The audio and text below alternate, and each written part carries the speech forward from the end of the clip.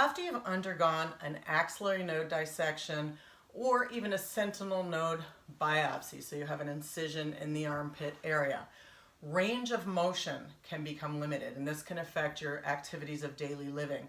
It could be anything from reaching into a cupboard to get your coffee cup, or scratching your back, drying your hair, you name it. So it's really important that you regain normal range of motion and that you do so before beginning any weight training in that particular plane of motion. So I want to start off with an exercise that will help you with abduction, called abduction. And this is movement of your arm out to the side and up overhead, similar to what you would think of making a snow angel in the snow.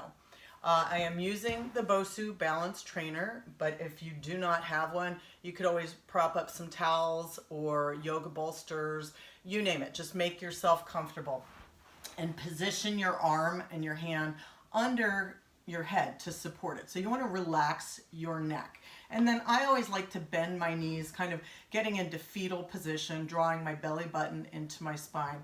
And start with your arm by your body, kind of in anatomical position, if you will, and begin to bring it up overhead. Now there's going to be a certain point where you're going to start to feel almost a sticking sensation. It can be from scar tissue, adhesions, and there may be some definite pain involved there. So one thing you can do is you can support your arm if you'd like. Alternatively, you just keep moving. So instead of holding the stretch, the goal would be to keep trying to go a little bit further, but perhaps you do it with fluid motion instead if it causes you too much discomfort. But make sure you're not rotating your hand or your arm. Okay, the palm is always going to be facing forward while you're doing this. And if you can hold it here, take a few nice deep breaths and think of reaching further and further away, stretching through the axilla, nice deep breathing, and then you may just have to drop it down when you're done because it can be so fatigued that you're not going to have the strength to bring it back the way you started. So that is to stretch the axillary area. That is called abduction.